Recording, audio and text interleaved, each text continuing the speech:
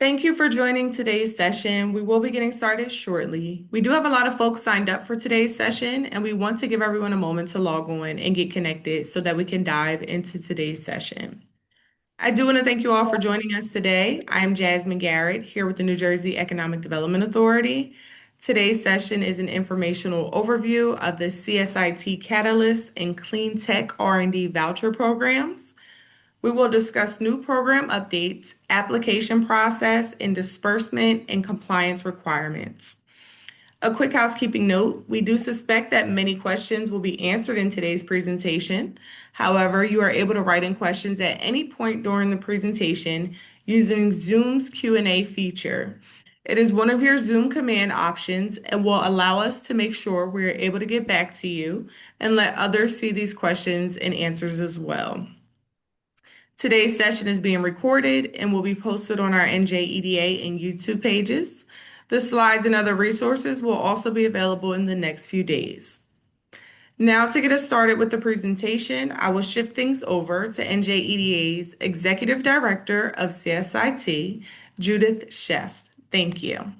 Thank you, Jasmine, and welcome everyone. It's really my delight to talk about one of our most popular programs from the Commission on Science, Innovation, and Technology, our Catalyst and Clean Tech R&D voucher program. We've made a few changes to the administrative aspects of the program that we want to go over with everyone to really help ensure that you've got the best approach to working with the program. I'm going to do a short introduction, and then Jackie and Nishant are going to talk about some of the updates, the scope of work, the budget, the letters of support requirements, how to apply, as well as some of the compliance aspects. And then we've got time at the end for Q&A.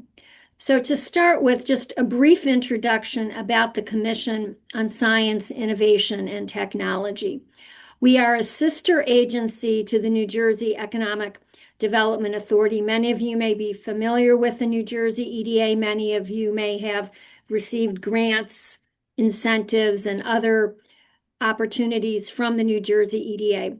But the CSIT, our focus is on grants, which is non-dilutive funding, to help really accelerate New Jersey's very early stage innovation intensive based companies who are working on research and development activities. So the profile of the companies that we work with are really very early stage entrepreneurs who are developing something that has innovation as the basis of the technology that they are working on. The companies have to have less than 50 employees, of which half of them, based on hours worked, are working in New Jersey. The company also needs to have less than $5 million in prior year revenue, excluding any sort of grant income that you may have received, perhaps from the federal government, perhaps from a foundation. Additionally, in order to receive any benefits, any incentives from the state of New Jersey, you also need to have a current New Jersey tax clearance certificate.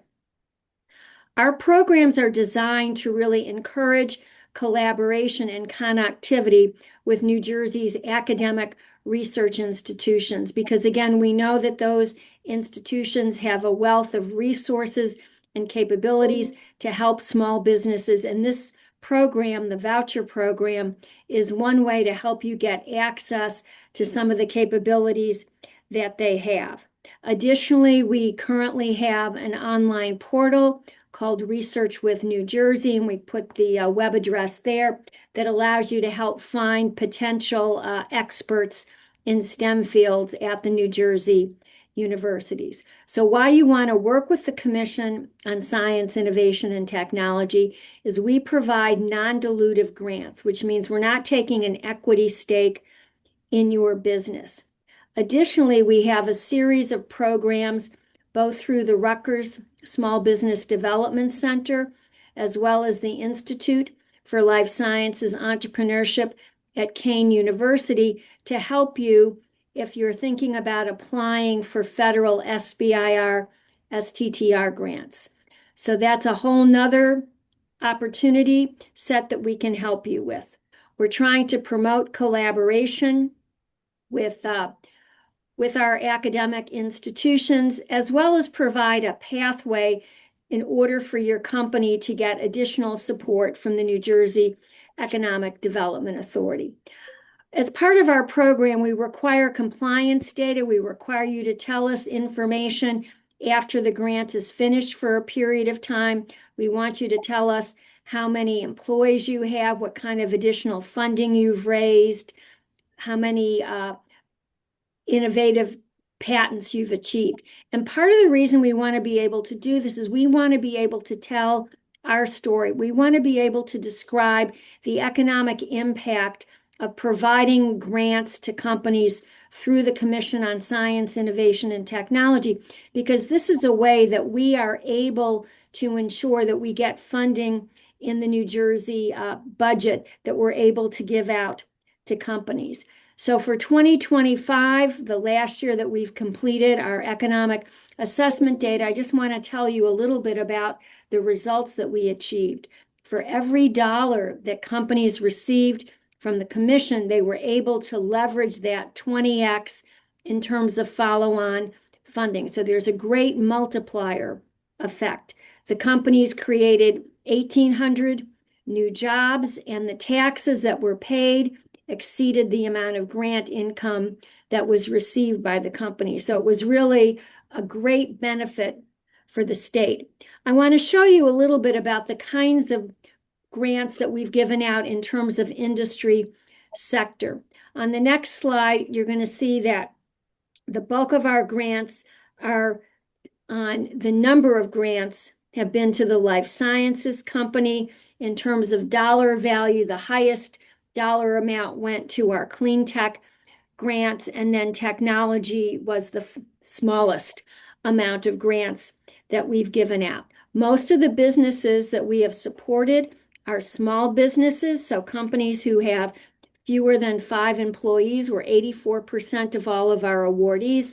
And you can see, taking a look at the map on the right, that we've had awardees located throughout the entire state. Certainly a lot of concentration in Mercer, Middlesex County areas around some of our academic institutions, Rutgers, Princeton, NJIT, and Rowan.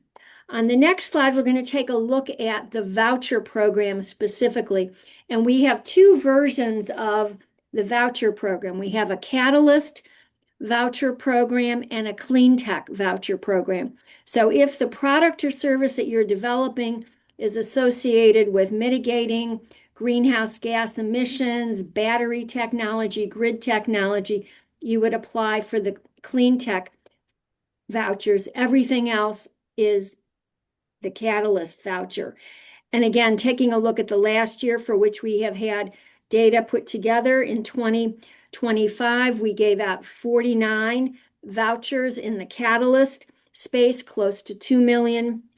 And the bar chart, or the grid on the right, shows you all of the different institutions that people were able to use their vouchers at. You'll see that there's a lot of vouchers at Rutgers University, and that really aligns with the life sciences, because a lot of the companies in the life sciences space are looking to do animal testing, and Rutgers has animal testing facilities that they're able to use.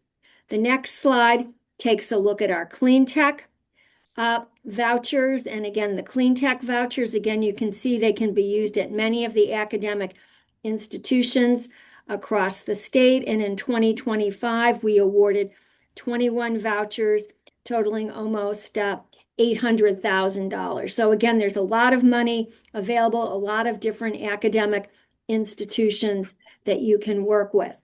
And I know it might be something where you say, well, how do I know who I can work with? What's the process? That's where Jackie and Nishant are going to come in and talk with you and describe the processes, how much money we've got available, and really to help make this an easy process for you. If you have any questions for us, please put it in the Q&A box. You might have to hit the three dots in the More button to get the Q&A to show up, but put your questions there and we will answer them all at the end of the presentation. And now let me turn it over to Jackie. Thank you, Judith. Thank you, Judith, and thank you everyone for joining us today. Just want to give a brief overview of our Catalyst Clean Tech R&D voucher programs and just some of the changes that we've made recently. In terms of the awards, eligible applicants can still apply for up to 3 total vouchers across both programs in all rounds. That means that if you have received a previous voucher award, either their Clean Tech round 1 or Catalyst round 2, then that will count towards your total limit of 3. And if you have not received any, then good news, you can still receive a total of 3 vouchers capped at $40,000 over a 12-month period. And the 12-month period starts once you receive a signed and executed grant agreement. And that means that Judith Chef or executive director has signed that grant agreement. There still are no fees to apply and there's no cost sharing requirements, and applications are still on a rolling basis. In terms of available funds, at our most recent board meeting, we did approve an increase to both programs. So we recently added more funds to the budget. So we have more funds for new projects.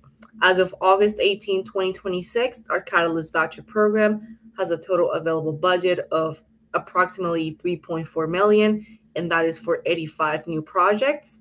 On the clean tech side, our total available budget as of August 18 is close to $880,000, and that will be for 22 new projects. And as I mentioned before, applications are still reviewed and approved on a rolling basis until all funds are exhausted. Some of the new administrative changes that we've made recently are that you have 6 months from your application date to secure our core facility match. And by securing, we mean really the core facility has to submit to us a letter of support along with your statement of work and budget, and that is going to be reviewed by CSIT. We're also requiring tax filings confirming your annual revenue. As you did mention, one of the eligibility requirements is for the company to have a total of $5 million in revenue or less, and we're only accepting applications from for-profit entities, so nonprofit companies are not eligible to apply at this moment. If you're looking to make any non-material changes to an approved scope of work, that means you have an active grant and you have started the work and you're looking to make a non-material change, you do need to submit a formal request to CSIT with a brief explanation, and it has to be approved by the executive director before you can proceed with those changes. And as I mentioned before, another change that we made was the limit of 3 total vouchers across both programs in all rounds. And the last change we made in the application has been the eligibility questions. Prior to that, the eligibility questions only showed up after you submitted a full application. That is, after we had received and reviewed your letter of support, budget, statement of work, and you received the submission code. Now, when you first apply for the voucher grant, it would require you to provide a brief explanation of the project that you're working on, the equipment that you're looking for, the kind of support that you need, and it will also ask those eligibility questions. It will ask if you have received 3 or less vouchers, if you have at least one full-time employee working 35 hours a week or more, if you have, $5 million in revenue or less, and so forth. You can go to the next slide, Nishant. And just looking at our application review and closeout process at a snapshot. So as I mentioned, step 1 starts with you submitting an application on our website. It will be a brief description of your project, equipment, your core facility, and also the eligibility questions. And then we'll review that application that comes in. We will sometimes reach out if we need more information before we can share with our core facility review committee, which we will meet with on a bi-weekly basis. And then we'll share the application with those core facilities that might have the capabilities to support your project. And once there is interest, the core facility will reach out to you as the applicant to start discussing the scope of work, the budget, and the objectives that you're looking to accomplish. And really, the statement of work should really come from the company. You should be the one who's writing those objectives and what you're looking to accomplish. And the core facility is there to support you in the sense of letting you know, do we have this equipment? Can this work be done within the 12-month period? And looking at, the budget rate. But really the emphasis should be on the applicant. Once we receive those three materials from the core facility and you as the applicant, we'll review it and then send you a submission code that would allow you to proceed to the second part of the application, which is when you upload the rest of your supporting documents, such as a tax lien certificate, your your employee verification documents, your employee log. So you'll submit the rest of the documents to us for review. If no documents are missing, CSIT will send the application for final EDA review. And once it is clear from EDA, you will receive an approval letter notifying you that your application has been approved and you will be receiving a grant agreement shortly. You do not start work until you receive that grant agreement that is signed by the executive director. Very important to note that. If you are missing any documents in the process of the review, you will receive a resubmission letter that allows you 10 business days to submit any missing documentation and 30 business days if you are missing a tax clearance certificate. After the 12 months have passed and you have completed your project, you will do the closeout of the project. You will receive an email from CRM No Reply, which is our automated message system, and it will remind you that your project has finished with the list of documents to be submitted, which I will go over shortly. But if you do have any issues in obtaining a tax lien certificate, which I know it can be a challenge for a lot of our small businesses, please do let us know, reach out to us as we can help connect you to other points of contacts that might be able to assist you. Okay, next slide, please. Okay, so diving into the disbursement of funds. So after you have completed the project, you, as I mentioned, you receive a reminder email and it will lead you to what's called the NJEDA compliance portal, which Nishan will go over. In that portal, you submit the following documents, which is the annual report. The annual report is basically an online MS Forms. Think of it as a Google Docs where you answer questions on economic impact data, such as how many jobs have you created? Have you filed for any patents? Have you expanded office spaces? It's a very straightforward questionnaire. Then you will submit the facility core or the core invoice, and that should detail the objectives that were accomplished and what is the final expenses. So we'll reimburse you up to that amount as indicated in the invoice. You will also submit an employee log and employee documentation. This is to certify that you are still meeting the compliance requirements of having at least 50% of the work being done in New Jersey and having at least one full-time employee that is working for the company. You will also need an updated recurring tax clearance certificate that is not expired. And then we will need a CSIT invoice of details, but this is not required if your grant agreement has been signed after January 15, 2026. Once we receive these documents, we'll review them. And if there are no questions and nothing else is missing, we'll issue you a requisition form for you to sign. You will sign that form and then we will also sign it on our end, and then we'll mail you a check. You will deposit that check and then use that money to pay the core facility for their services. And ideally, you should pay them within 2 weeks of receiving the check. And next slide, please. This is what the requisition form looks like. You as the applicant will only complete those two parts that the arrows are pointing to, which will be the certification part, meaning that you will sign and then write your name and the date.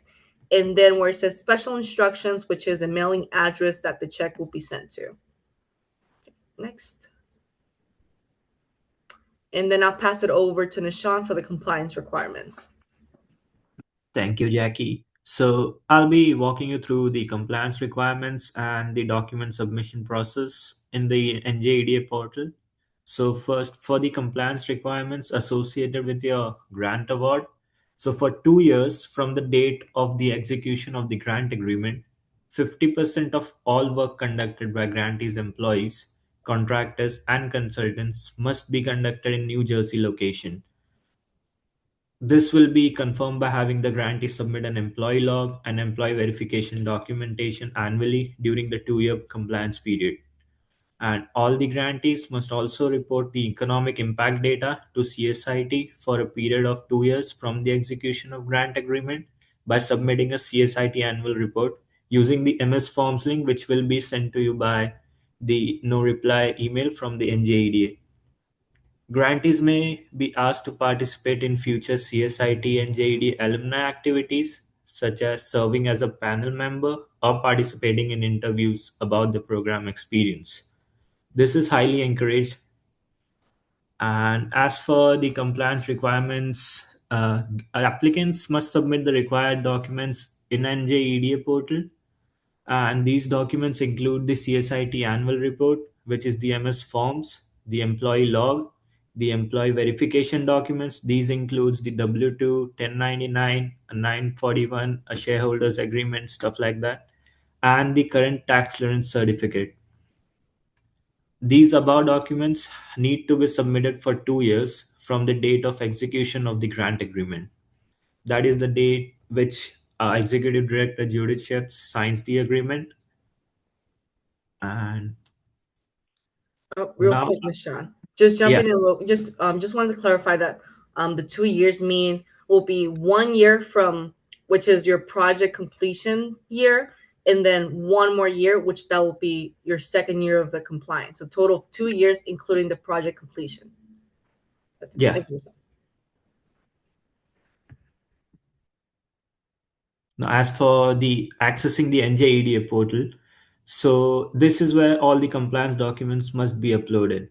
So when you receive the portal email, click the link provided, and this will take you directly to the NJEDA's application center. If you already have an NJEDA portal account, simply click on the sign in on the top right corner, and you'll need to uh, like add all the details, username, password, and sign in into the portal. But if you do not have a portal account yet, click on the register instead. You'll be prompted to enter your email, a username, a password, and a confirmation of that password. And once you complete the registration, you'll be redirected back to the sign in screen to log in with your new credentials. And after signing in, you will automatically bring you to the compliance document request page where you can see everything that's due. And as you can see, this is the compliance document request page. Here you will be listed with all the documents which needs to be submitted for compliance.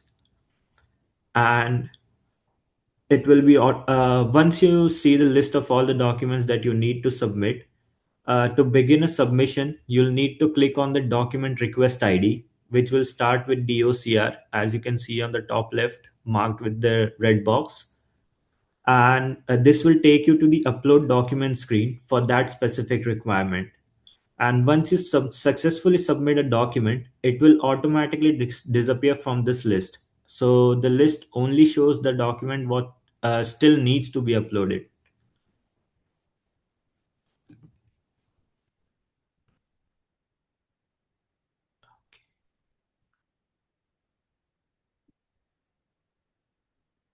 So this is the upload document screen. And here in the right side, you can see the template location link. In this, the documents, there should be templates for whichever documents needs a template for upload. And you can click the link to download the document, complete it, and save it to your computer. Once the document is ready, click on the add files to upload it. This is where you will attach the completed items such as your employee log, employee verification documents, invoice of details, and stuff like that. And after uploading, click on the submit document button and finalize your submission. And once again, as a reminder, once a document has been submitted, it will no longer appear in your list on the main compliance page. So if you have any additional documents to submit, you'll simply repeat this process for each of the documents listed in the compliance page. And with that, I'll now hand it over to Jackie, who will wrap up the presentation. Thank you, Nishan. So as I mentioned, we did some administrative changes to the application. One of them was being that the limit on the total vouchers was a total of 3 across all programs and all rounds. We also moved up the eligibility questions to the first part of the application. We also implemented the new timeline of 6 months to secure a match with the core facility, and that means having a letter of support, statement of work, and budget, and any non-material changes will have to be approved by the CSIT executive director before you can go ahead with those changes. You also must use a New Jersey core facility, and if you're not sure on who has the capabilities that you might be looking for, feel free to reach out and then we can connect you. Please also let us know of any point of contact changes, because when you submit your application and you put down an email address or point of contact that is linked to that grant, so any reminders or access to the compliance portal will be through that email that you put down on your application. We can update it, but please do let us know. Also, let us know of any changes to your corporate structure. So if you went from an LLC to an S corp, or if you went to Inc., let us know, because if we have to disperse funds, we do have to make changes to the grant agreement as well. And the most important part is that the project cannot begin until you receive and execute a grant agreement that is signed by the executive director. And with that, please do let us know if you have any additional questions by putting them in the Q&A section. And here's also our contact information if you have any other questions after the webinar.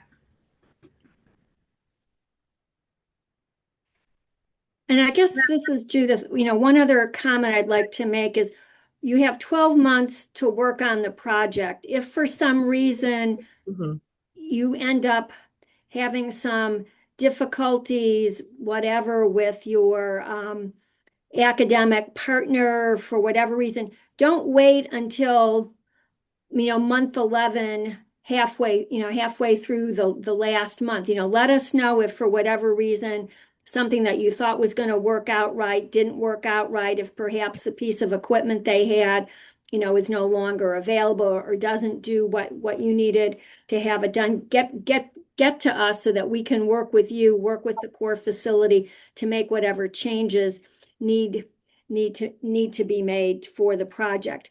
Additionally, this is a research and development project, which means you cannot be using the funds to create product that you're going to be selling out in the commercial marketplace. Additionally, you can access, high computing equipment that some of the academic facilities have. So it's not just, microscopes and equipment to weigh, measure, but sometimes it might be, computing environments that you're going to be able to get access to. But again, you need to have had developed a piece of software that then is going to be tested or tried out in that high computing environment. It's not a sponsored research project, where you're going to have the academic institution develop something on your behalf. And sometimes there's been a little bit of confusion, both with the academic partner and the company about what's going on with these, with these projects.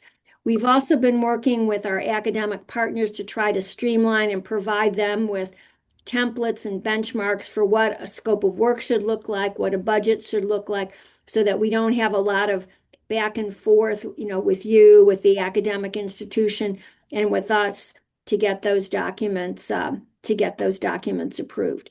We have found, and I know the academic institutions really like this program because they find they have an opportunity to meet small businesses, and sometimes the activities that they undertake through the voucher program lead to larger opportunities for companies to work together with the small businesses. And then lastly, I had mentioned, the federal SBIR, STTR program. A lot of times companies are using some of the early data that they have been able to get through the voucher program as an opportunity to have data when they're filling out their federal grant, to be able to show that they have some beginnings of the research development and some traction with their programs.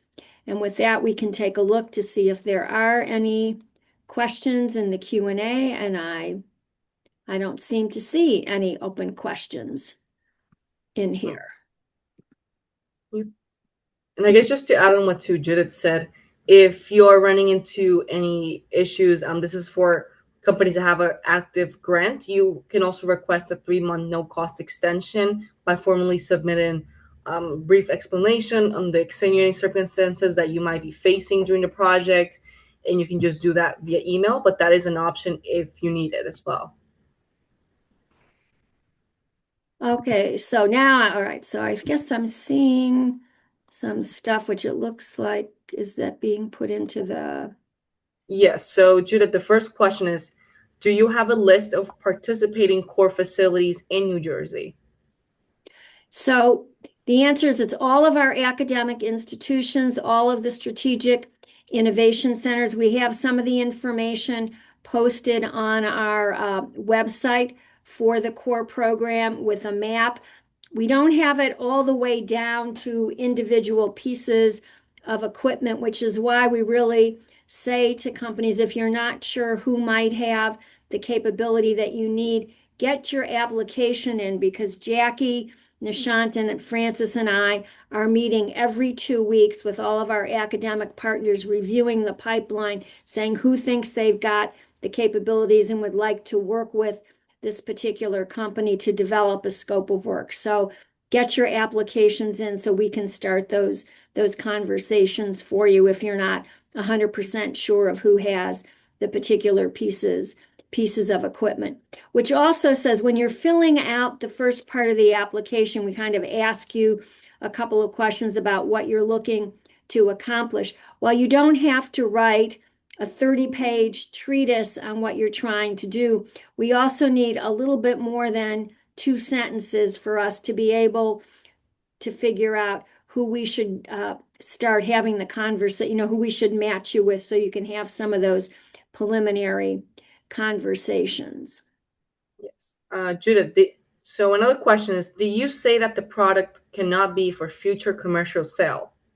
No, what I'm saying is, yes, you can be working on something that you are hoping is ultimately going to be sold in the marketplace, but you cannot be using the voucher funds to make product that you're then going to sell in the commercial marketplace. You can be making a prototype that you're testing, but you can't use it to then manufacture, say 10 versions of that product that you're going to be selling in the marketplace. Right. So it's more so developing that product. Right. Yes. Got it. And is there a New Jersey website where people can see other available grants? So currently, as I said, the other available grants would be some of the federal SBIR, STTR grants that you can look at. And then additionally, and we can put this in the chat, on September 23rd, the New Jersey Economic Development Authority and CSIT are going to be hosting innovation office hours at the Helix in New Brunswick. I believe it's at 4:00 in the afternoon. You're all invited to come to learn about the incentive programs from the EDA, things that CSIT is involved with. We're hoping to do additionally, CSIT is hoping to do a program in early October with the Rutgers Small Business Development Center around SBIR as part of Newark Tech Week activity. And I see Jackie already put the link to the innovation office hours. There's no cost to attend. Certainly we encourage you to come because you'll get a chance to meet not only us in person, you'll get a chance to meet people from the New Jersey Economic Development Authority. Okay. And I have a couple more questions. Sure. How does this program support a small business if they are trying to get the output of a software annotated? The grant does not cover salaries for the academic partners. No, because it's for you. It is for using equipment at the academic institutions. They may potentially have a technician or student that, that is helping run the product through the, through the equipment, but it is not to pay an academic faculty member to do development work for the company. And just a similar question to that, since a company can be a very early stage company, could the project team include, let's say, engineering students that are working for academic credit instead of paid employees? Yes.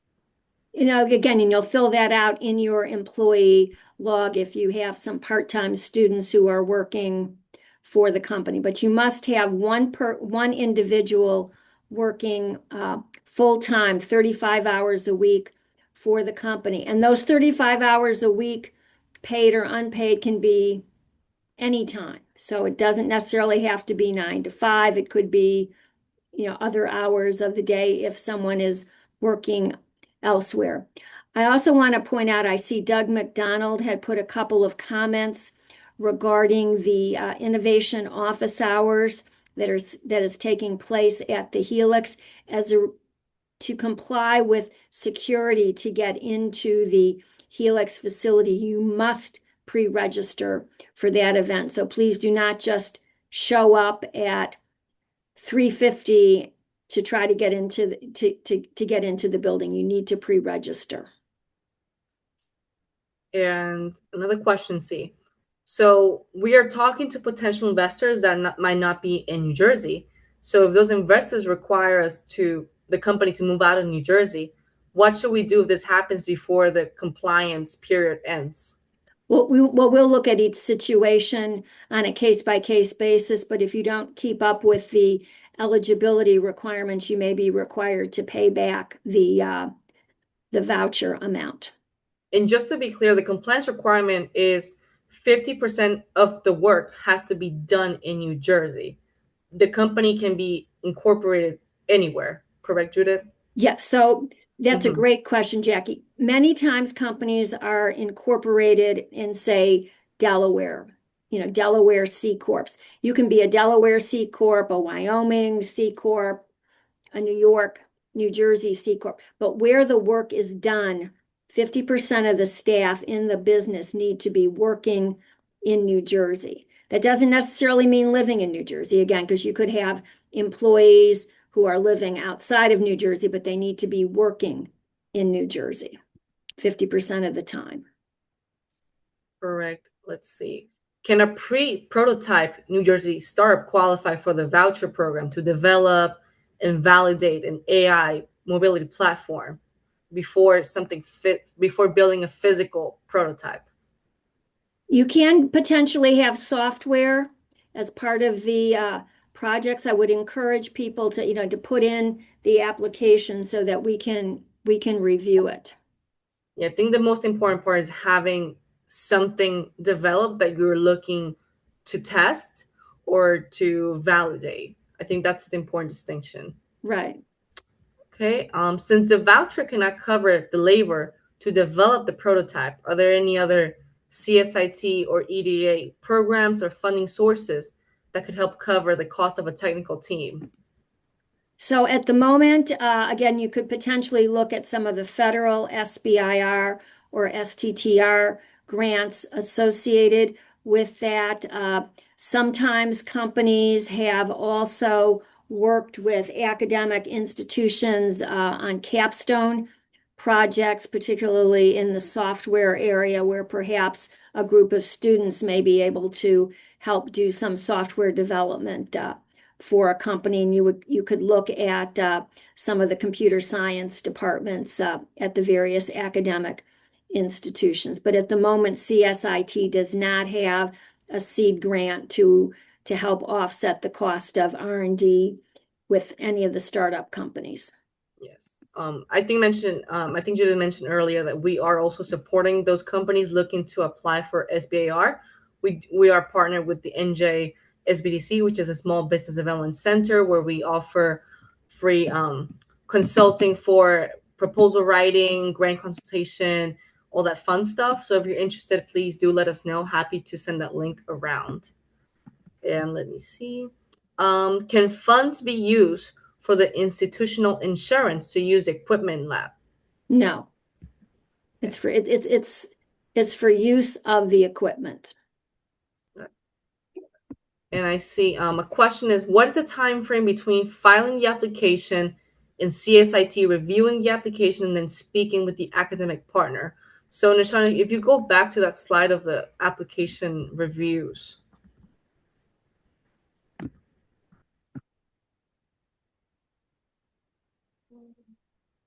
It's with the circles, right? Yeah, the one with the circles. This only, right? Yeah, that one, yeah. perfect.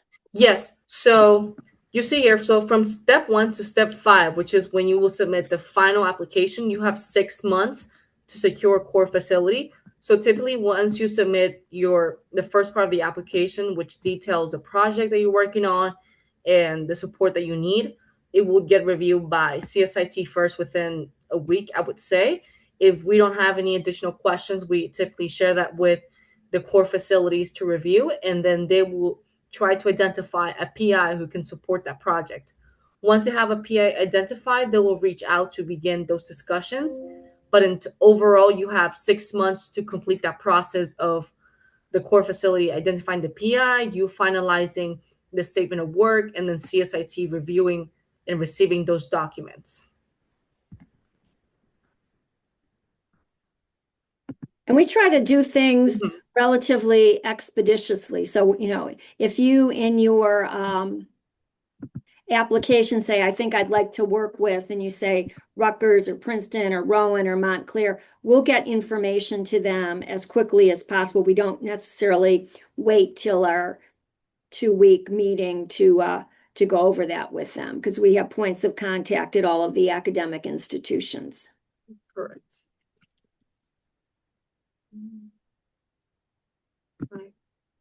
I don't see any more questions currently, so I'll give it another minute. But I do see interest in the SBIR consulting and the innovation office hours. So we're going to get a list of all the participants, and then we can send that information out to everyone after the webinar. And then we can also send a recording of today's session as well. And I do want to make a comment. Doug McDonald from the EDA mentioned that the NJEDA Innovation Fellows Grant Program is going to open on September 9th.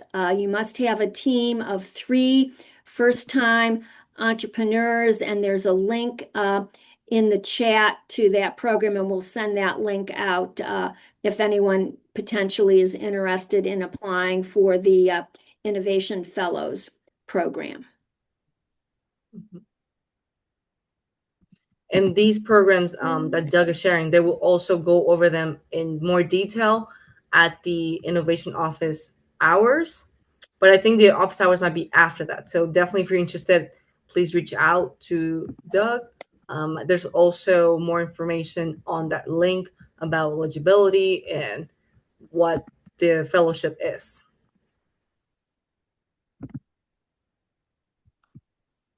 Okay. Okay, I think. I don't see any other questions, Judith. Okay. All right, so I don't see any other questions. So we'll send that information around after the session. And thank you, everyone, for joining today. Please stay in touch if you have any further questions as well. And we'll see you next time. Thank you.